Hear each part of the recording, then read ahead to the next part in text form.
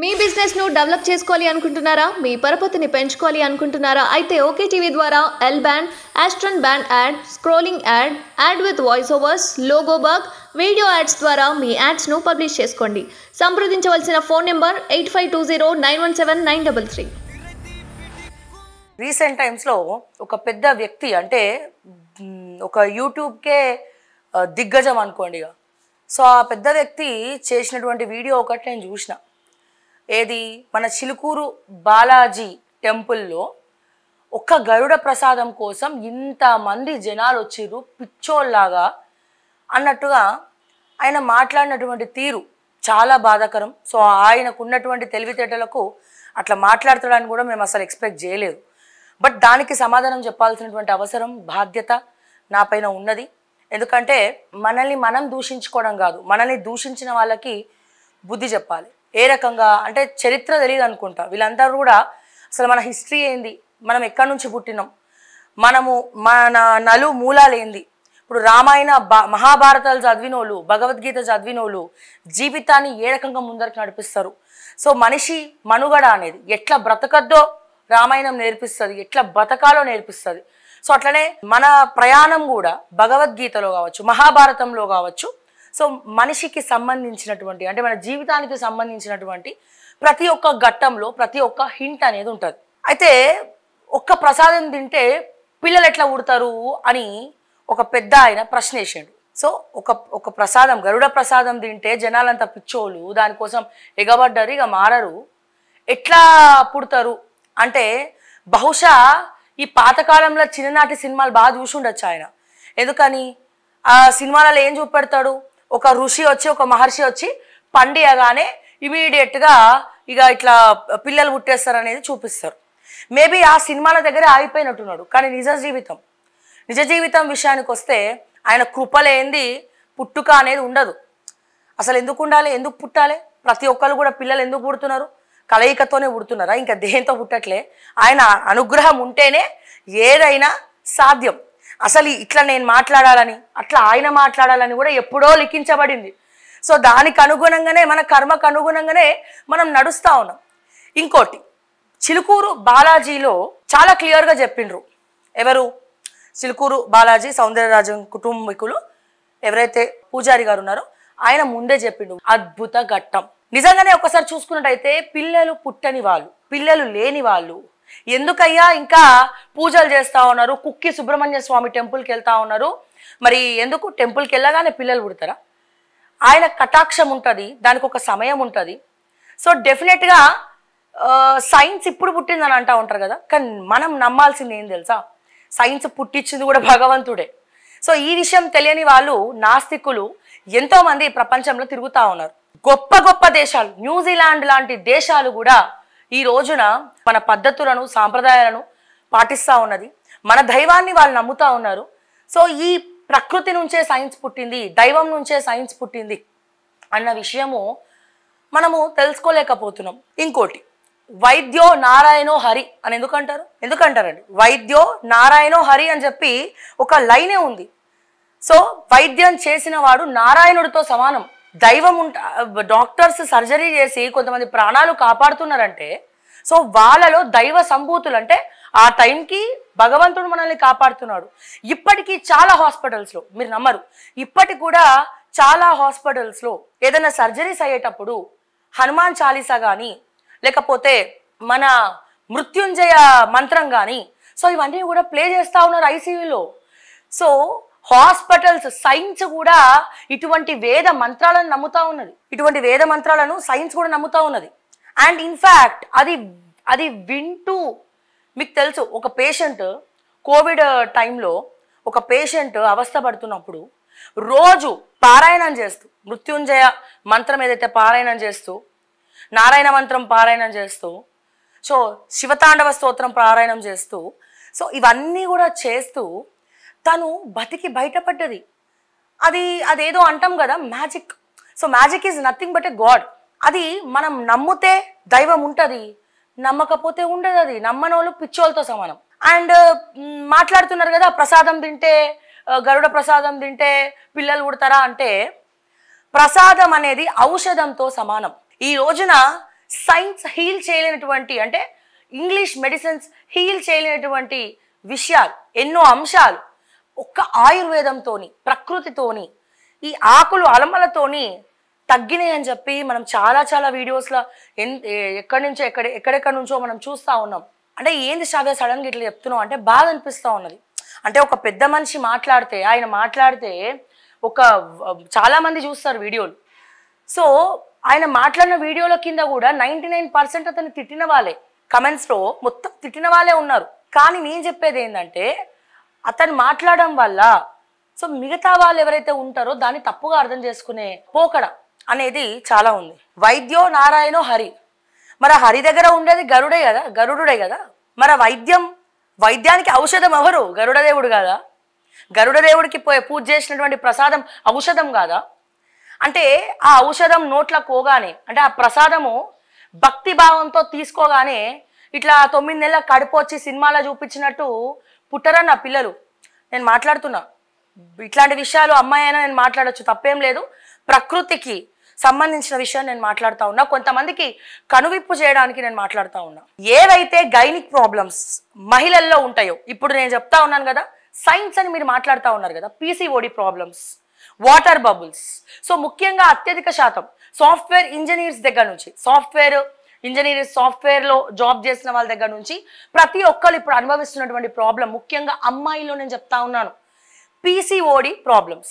And అలాగే అబ్బాయిలో కూడా release అయ్యే ఎంజైమ్స్ ఏవైతే ఉన్నాయో గవి కూర్చొని పనిచేసి, ఎక్సర్సైజ్ లేదు, ఫిజికల్ ఎక్సర్సైజ్ లేదు, సో మెంటల్ స్ట్రెస్, సంపాదించాలి, మిడిల్ క్లాస్ బతుకులు, సో వీటన్నిటి వల్ల, ఈ స్ట్రెస్ వల్ల ఆ రిలీజ్ అవ్వాల్సినటువంటి ఎంజైమ్స్ అనేవి రిలీజ్ కావు.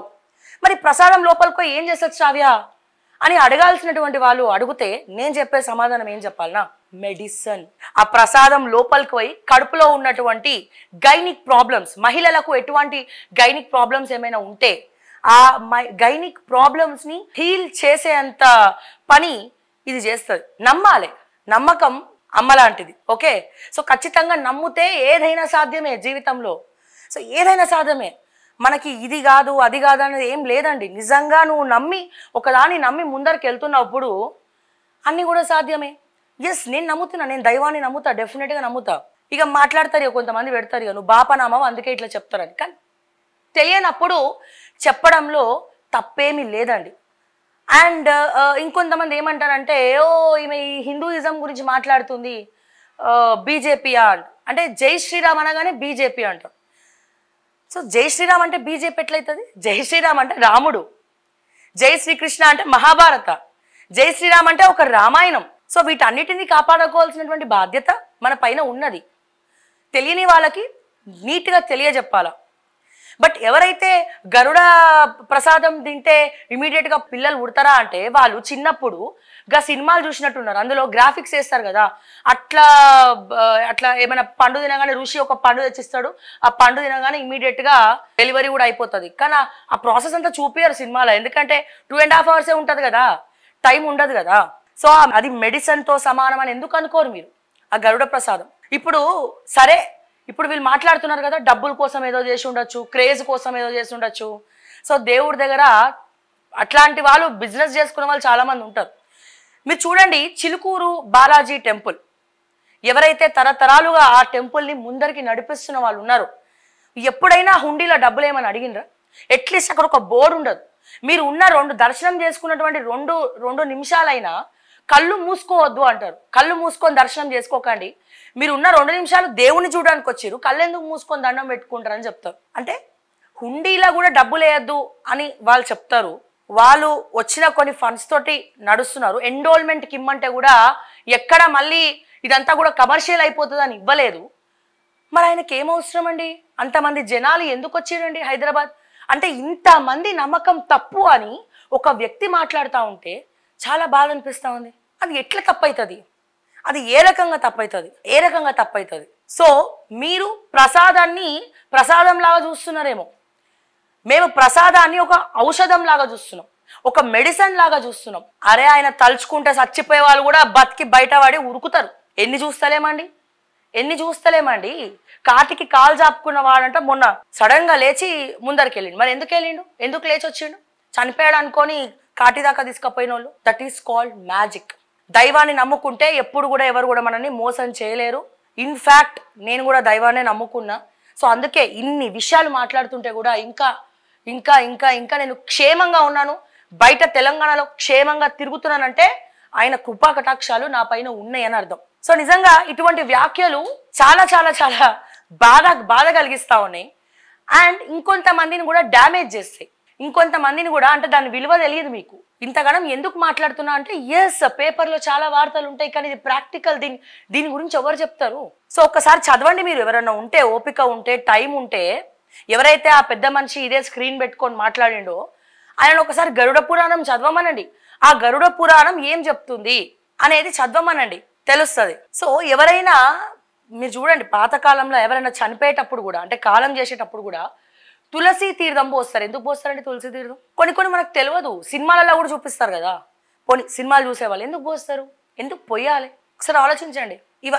ఇవన్నీ ఎందుకు జరుగుతున్నాయి? యాక్సిడెంట్ అవ్వాల్సిన వాళ్ళు బతికి బయట ఎందుకు పడుతున్నారు? చాలా మంది పెద్ద యాక్సిడెంట్లు అయిన వాళ్ళు కూడా బయట ఎందుకు పడుతున్నారు? వాళ్ళు నమ్మిండ్రు, చురుకంటింది, బయటపడ్డారు, ప్రాణం పోలే కదా. సో ఎందుకు పాజిటివ్గా థింక్ చేయవు నువ్వు? సో గరుడ దేవుణ్ణి, గరుడ ప్రసాదాన్ని నువ్వు కించపరచడమే కాదు, ఇక్కడ ఎవరైతే దర్శనంకి ఆ రోజు పోయి కొన్ని లక్షల మంది, అంటే ఆ ఒక్క రోజు హైదరాబాద్ పరిసర ప్రాంతాలు మొత్తం ట్రాఫిక్ జామ్ అయ్యి చిలుకూరు బాలాజీ టెంపుల్కి గరుడ ప్రసాదం కోసం పోయిండ్రు అంటే ఎంత మంది నమ్ముంటారు? వాళ్ళ బాధ ఆ వెంకటేశ్వర స్వామితో చెప్పుకోవాలని చెప్పి ఎంతమంది వెళ్ళుంటారు? సో అంతమంది నమ్మకాన్ని నువ్వు ఒక లైన్ తోటి తీసిపడేసే ప్రయత్నం చేస్తున్నావే. ఇది ఏ రకంగా పాసిబుల్ అండి? అసలు మనం మాట్లాడే ప్రతి మాట ఆయన ఆల్రెడీ రాసి పంపించిందే. శ్రావ్య, ఇగో నువ్వు ఇది చేస్తావు, నీకు ఇట్లా అయిపోయింది, లైఫ్ ఇక్కడితో ఎండ్ కాదు, నీకు ఇంకా ముందు ఫ్యూచర్ ఉన్నది, నువ్వు వేసే ఇది అడుగు మొత్తం కూడా ఆల్రెడీ రాసే పంపిస్తారు. ఇది మీరు నమ్మినా నమ్మకపోయినా, ఆఖరికి ఛానల్ పెట్టాలన్నా, ఏం చేయాలన్నా, అసలు మనం ఈ మాటలు మాట్లాడాలన్నా అంతా ఆయన కృపనే. తలవకుండా ఏం కాదు, ఏం జరగదు అసలు. అది అసాధ్యం. చాలా ఎక్స్పీరియన్స్ అయింది. ఇంకా చెప్పాలంటే ఫ్యామిలీలో కూడా ఇబ్బందులు ఉండొచ్చు మాట్లాడిన వాళ్ళకు కూడా. అయినా కానీ నమ్మకం లేకుండా ఈ రకంగా మాట్లాడితే, ఒక ప్రసాదం కోసమే ఇంతమంది పోయిండ్రంటే ఉట్టిగా పుక్కట్ల పైసలు లేక తిండి దొరకక పోలేదన్న వాళ్ళు నమ్మిండ్రు. గరుడ పురాణం చెప్తా ఉన్నది. ఆ రోజు స్వామివారిని దర్శనం చేసుకొని ఆ రోజు గరుడ దేవుడికి చేసినటువంటి పూజ తరువాత తీసుకుంటున్నటువంటి ప్రసాదంలో దైవత్వం ఉంది, మన సాంప్రదాయ ఔషధం ఉంది. అదే ఒక చిన్న ఎగ్జాంపుల్ చెప్తానన్నా. అంటే మీరు నమ్మినా నమ్మకపోయినా, నేను ఎవరి గురించి మాట్లాడుతున్నానో మీ అందరు కూడా తెలుసు.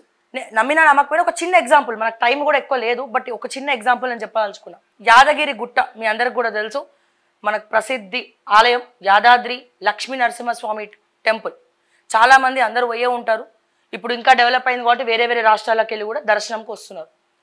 యాదగిరి గుట్ట మీద ఒక తల్లి ఒక 55-60 సంవత్సరాలకు ఉంటుందండి. ఇది నేను జరిగింది వాస్తవం, నేను చరిత్ర చెప్తున్నా, చరిత్ర కాదు, రీసెంట్ టైమ్స్లోనే. కలియుగంలో దేవుడు ఉంటాడా అని మాట్లాడేటోళ్ళకు కూడా ఇది ఒక చెంపపెట్టు లాంటి సమాధానం. ఇది మనం మాట్లాడుకోవాలి, ఇది తప్పకుండా మనం మాట్లాడుకోవాలి, ఈ కథ అనేది తెలుసుకోవాలి. యాదగిరి గుట్ట మీద ఒక 55 ఏళ్ళు 56 ఏళ్ళు వయసు ఉన్నటువంటి ఒక ఆవిడ్ని ఎంతమంది డాక్టర్ దగ్గర చూపించిర్రు, ఎక్కడెక్కడికో పోయిండ్రు. మీరు అన్న సైన్స్ దగ్గరికి ఎంతో మంది దగ్గరకు పోయిండ్రు, బట్ ఎవరు కూడా ప్రాబ్లం తెలీదు. ఎందుకంటే కడుపు లోపల పెద్ద గడ్డ ఉన్నది. సో ఆ గడ్డ వల్ల ఆమె బతకలేదు, ట్రీట్మెంట్ కూడా లేదు, సో మెడిసిన్స్ కూడా లేదు. కొడుకులే కాపాడుకొని చూసుకోవాలి ఆ తల్లిని, వేరే ఆప్షన్ లేదు అని చెప్తే, సరే ఆ తల్లి యాదగిరి గుట్ట నరసింహస్వామిని నేను దర్శనం చేసుకుంటా అని చెప్పినందుకు, ఇది నిజమైన స్టోరీ అండి, గాడ్ ప్రామిస్గా చెప్తా ఉన్నా, ఇది జరిగింది, ఇది వాస్తవం. ఓకే, చెప్తే ఆ కొడుకు ఏం చేసిండు, తల్లిని చూసుకోలేక ట్రీట్మెంట్కి నేను ఖర్చు పెట్టాలన్నా, అవసరమే లేదు, ఈ తలకాయ నొప్పి నాకెందుకు అనుకొని ఆ కొడుకు ఏం చేసిండు, సరే ఎట్లాగో దర్శనం అంటుంది కదా, మా తల్లిని తీసుకెళ్ళి ఆడ వదిలేస్తా అని చెప్పి కొండ మీద వదిలేసి వచ్చేసిండండి. కొండ మీద వదిలేసి వచ్చేసిండు.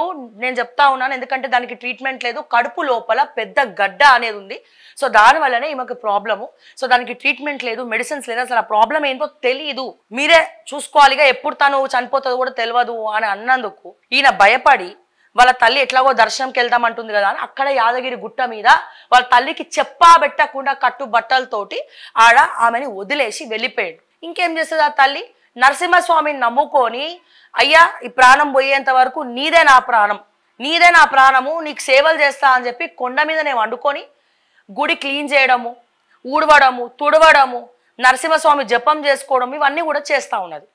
అయితే చాలా మందికి తెలియని విషయం ఏంటంటే, యాదగిరి కొండ మీద ఎందుకు నిద్ర చేయాలంటారంటే, యాదగిరి గుట్ట పైన స్వామివారు, నరసింహస్వామి వారు రాత్రి పూట తిరుగుతూ ఉంటారు. ఇక ఎట్లా తిరుగుతాడు? కార్లో తిరుగుతాడా, బస్సు వేసుకొని తిరుగుతాడా అని అడుగుతారు ఎవరు? నాస్తికులు, నమ్మని వాళ్ళు. కానీ ఖచ్చితంగా తిరుగుతారు. అక్కడ కొండ మీద పడుకున్న వాళ్ళు ఎవరైనా దైవత్వంతో ఉంటే ఆయన నీడ కూడా, అంటే ఏదో నీడ మన మీద పడినట్టు కూడా కనబడుతుంది, అనిపిస్తుంది, మనం తెలుసుకోగలుగుతాం. కొండ మీద స్వామివారు తిరుగుతూ ఉంటారు, మారు వేషంలో తిరుగుతూ ఉంటారని మళ్ళీ చెప్తా ఉన్నా.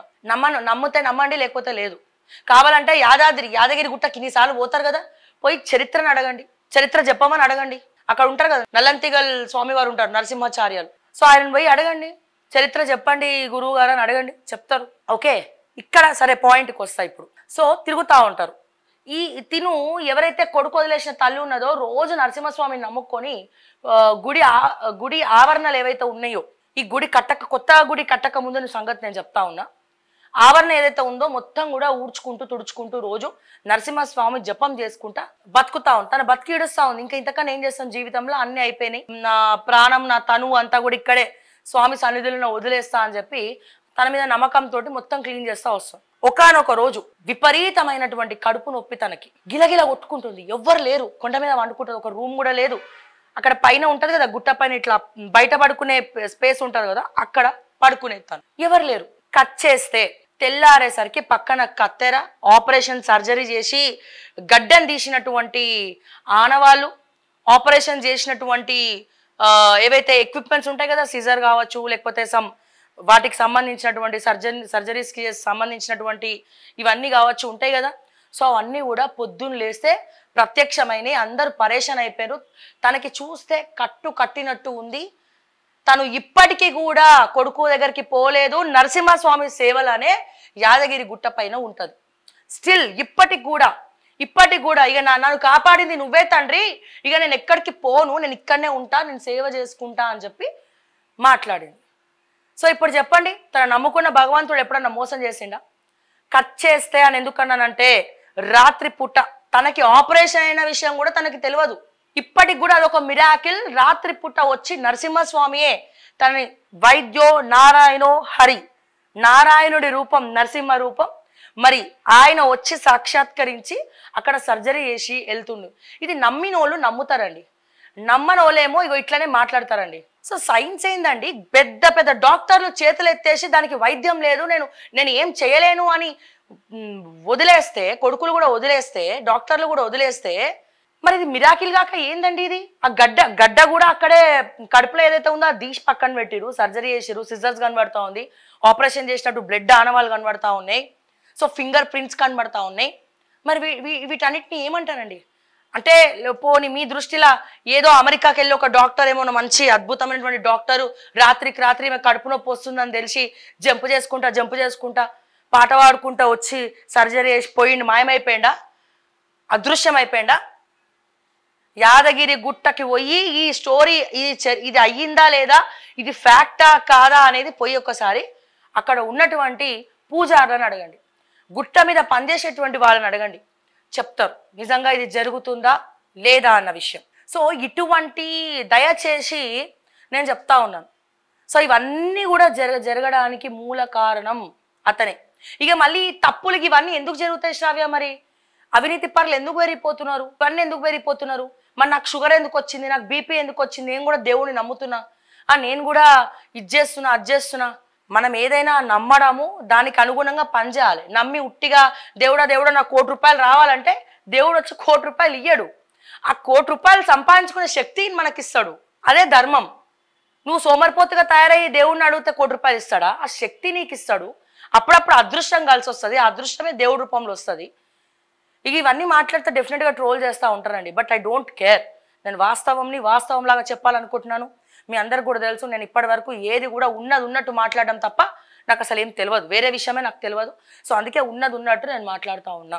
సో దైవం లేదు, ప్రసాదం తింటే పిల్లలు ఉడతారా అన్న వాళ్ళకి ఇంతకన్నా బెస్ట్ ఎగ్జాంపుల్ నేనైతే చెప్పలేను. ఎవరైనా చెప్తారో లేదో కూడా నాకు తెలియదు. సో దయచేసి ఇటువంటి వాళ్ళు ఎవరైనా పిచ్చి పిచ్చి ప్రచారాలు చేస్తే దయచేసి ఎవరు కూడా నమ్మకండి. ఇన్ఫ్యాక్ట్ ఇప్పుడు ఆ గరుడ ప్రసాదం తింటే పిల్లలు పుడతారా అంటే ఎస్, ఆ ప్రసాదం ఔషధంతో సమానం. అది లోపలికి పోయిన తర్వాత డెఫినెట్గా గైనిక్ ప్రాబ్లమ్స్ ఏవైనా ఉంటే అది హీల్ చేయడానికి సహాయపడుతుంది. ఏమంటారు, క్రోసిన్ టాబ్లెట్ వేసుకుంటాం మనం జ్వరం వస్తే, ఇట్లా వేసుకోగానే అట్లా తగ్గిపోతుందా అండి? తగ్గదు. అది ఎప్పుడు తగ్గాలో అప్పుడు తగ్గుతుంది. మినిమం 2 రోజులు, 3 రోజులు, 4 రోజులు, ఇన్ఫ్యాక్ట్ వారం రోజులు పట్టచ్చు. మెడిసిన్స్ మరి నేను పారాసెటమాల్ వేసుకున్నా కదా వెంటనే తగ్గిపోవాలని చెప్పి నువ్వు ఎందుకో కంపెనీ మీద కేసేయవు, పోయి క్రోసిన్ కంపెనీ మీద కేసేయి. మరి ఇట్లా టాబ్లెట్ వేసుకోకుండా తగ్గలేదు నాకు, నేను ఖచ్చితంగా నీ టాబ్లెట్ల సక్క లేదు, నేను కేసేస్తాను నీ మీద అని ఎందుకేయవు నువ్వు? సైన్స్ మీద కేసేయి, మెడిసిన్స్ మీద కేసేయండి, మెడికల్ హిస్టరీ మీద కేసేయండి. మెడిసిన్ వేసుకోగానే తగ్గిపోవాలి మనకి. ఇట్లా ఔషధం తినగానే పిల్లలు కుట్టేసేయాలి కదా, గట్లనే మెడిసిన్ వేసుకోగానే టాబ్లెట్ వేసుకోగానే తగ్గిపోవాలి. సో అది తగ్గదు, ఎందుకంటే it will take time. English medicines వాడినా ఇట్ విల్ టేక్ టైం. మళ్ళీ మనం ఇమ్యూనిటీ బూస్ట్ చేసుకోవడానికి మళ్ళీ తినేదేంది? కోవిడ్ వచ్చినప్పుడు ఇంగ్లీష్ మెడిసిన్స్ కాపాడినాయా, ఇంట్లో పోపు గింజలు కాపాడినాయా అంటే ఎస్, ఇంట్లో ప్రతిరోజు మనం వేసుకున్నటువంటి పోపు గింజలే, వెల్లుల్లిపాయ, కూరగాయలు, పండ్లు, డ్రై ఫ్రూట్స్ ఇవన్నీ కూడా ప్రకృతి నుంచి పుట్టుకొచ్చినవే మనల్ని కాపాడినాయి అని నేను బల్ల బుద్ధి చెప్తా. ఇమ్యూనిటీ పెంచుకోవడానికి ఇంగ్లీష్ మెడిసిన్స్ ఏం పనిచేయవు, గివే చాలా పనిచేస్తాయి అని కూడా మనం క్లియర్గా తెలుసుకోవచ్చు. వాళ్ళ మీద కూడా ఏంటి మరి టాబ్లెట్ వేసుకోగానే మరి తగ్గట్లేదు ఏంటి అడగండి పోయి కంపెనీ ఓని, ఆ టాబ్లెట్ తయారు చేసిన ఓని. సో మరి ఇవన్నీ ఎందుకు జరుగుతున్నాయి శ్రావ్య అంటే మన కర్మ, మనం పూర్వజన్మల కొన్ని చేసినటువంటి పాపాలు ఈ జన్మల లిఖించబడతాయి. అంటే ఎస్, ఇప్పుడు వీళ్ళు కర్మ అనుభవించాలి. డెఫినెట్గా తప్పు చేసినోడికి శిక్ష తప్పదు. అది ఏ రూపంలోనైనా సరే గుర్తుపెట్టుకోండి, అది ఎనీథింగ్ ఏ సైడ్ నుంచి అయినా వస్తుంది. అయితే యాక్సిడెంట్ అవ్వచ్చు, లేకపోతే యాక్సిడెంట్ అయిందంటే నువ్వు పూర్వజన్మలో ఎవరికో యాక్సిడెంట్ చేసినట్టు, లేకపోతే ఎవరో ప్రాణం మీదకి తీసుకొచ్చే కథ చేసినట్టు. అండ్ ఇన్ఫ్యాక్ట్ ఇంట్లో ఆడవాళ్ళని ఏడిపించొద్దు. ఇక నేను దీని గురించి చెప్తానండి, టైం సరిపోదు. మార్నింగ్ న్యూస్ ఇది చెప్పడానికి పెట్టుకున్నామా అని అడుగుతారు, పేపర్ చదువుతానేమో ఉన్నది ఉన్నట్టు చదువుతామని అంటారు. అసలు తెలుసుకోవాల్సిన విషయాలు ఇవే. ఎక్కడైతే స్త్రీ కన్నీళ్లు పెడతదో అక్కడ లక్ష్మీదేవి ఉండదు. ఎక్కడైతే ఆ ఇంటి ఇల్లాలని దేవతలాగా భావించి అద్భుతంగా మంచిగా చూసుకుంటారో, తన కళ్ళెంబడి నీళ్లు పెట్టుకోకుండా చూసుకుంటారో ఆ ఇంట్లో చూడండి లక్ష్మీదేవి పుష్కలంగా ఉంటుంది. ఆ ఇంటి సంపాదన అద్భుతంగా ఉంటుంది. ఎవరైతే బ్రహ్మ ముహూర్తంలో 3-4 గంటలకే లేచి ఇల్లంతా కూడా శుభ్రం చేసుకొని ఆ ఇంటంతా ఒక భక్తి భావంతో ఉంటుందో నో డౌట్ అది అట్లనే అద్భుతంగా ఉంటుంది. డెఫినెట్గా వాళ్ళకి ప్రతిసారి ప్రతి విషయంలో అదృష్టం కలిసి వస్తుంది. ఇక వీటి గురించి మాట్లాడాలన్నా